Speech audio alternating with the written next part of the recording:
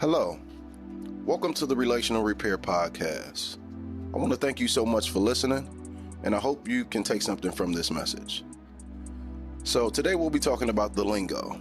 The lingo is different for everybody. There's so many determining factors that contribute to your lingo. Number 1 is location. Number 2 is your family. Number 3 is work. And number 4 is music.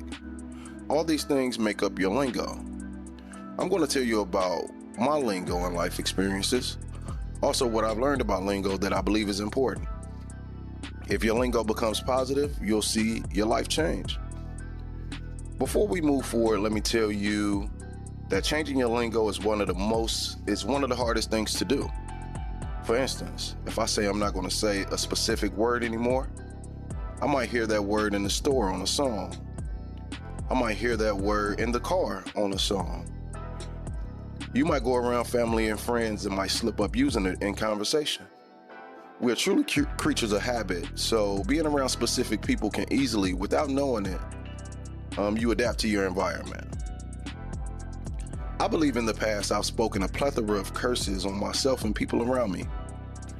Let me take a second to define what a curse is. A solemn utterance intended to invoke supernatural power to inflict harm or punishment on someone or something.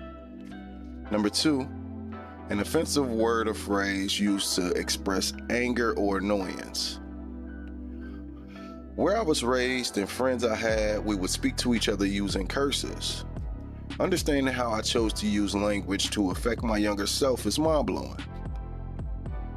I would finish a lie with "on my mama," knowing I'm lying. And don't let me feel like you doing me wrong. I put you straight in hell. And say other things that was ridiculous. I want this to remain a PG environment, so I won't utter those phrases, but I hope you understand. A lot of how I learned to handle stressful situations, was passed down to me from what I saw. When you're in the moment and you're learning to speak this way, you don't see how it's harming you and what the long-term effects are. Looking at finishing with my statements with "on my mama," what did that really do for me? It placed a bigger divide in my real life on having a positive mother-son relationship.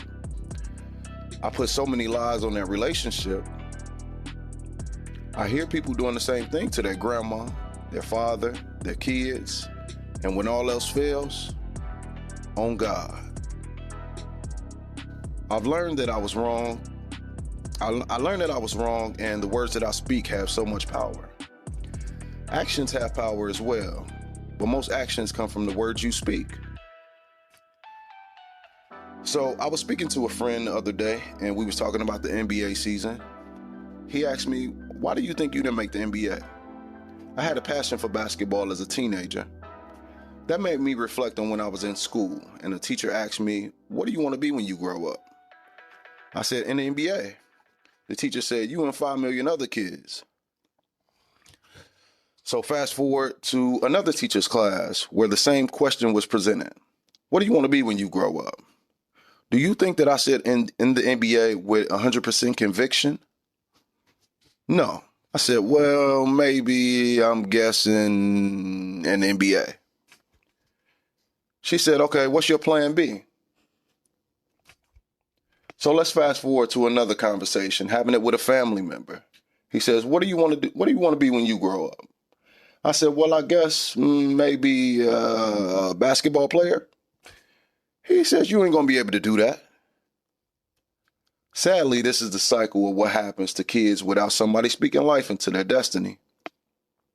What is a kid supposed to think? Number 1, you can have a dream, but don't make that dream too big. When I told those same people that I got my first job at Taco Bell, they was happy for me, extremely happy for me. Number 2 is people are only going to give you advice from what they did and how they did it. If they were a worker, they're going to give you advice on being a worker. They won't tell you, hey, you can be an entrepreneur. Sadly, this is the cycle that keeps going. We speak so negative and we keep these curses alive. So if you want to get out of speaking the same lingo, if you want to change your lingo, here's where to start. Carve out time every day to just sit and be quiet. Examine the thoughts that you're having. We as humans want to respond so badly that most times silence is power. But most times, silence is your power. Silence is much better than saying something that you shouldn't. Most of your answers will be found in being quiet. Silence is golden. After you're being quiet for so much time, you'll understand that within 2 minutes of getting into a conversation with a person, you'll know whether to proceed with communicating or not. And if you can't add to the environment, if you can't add to the communication, shut your mouth.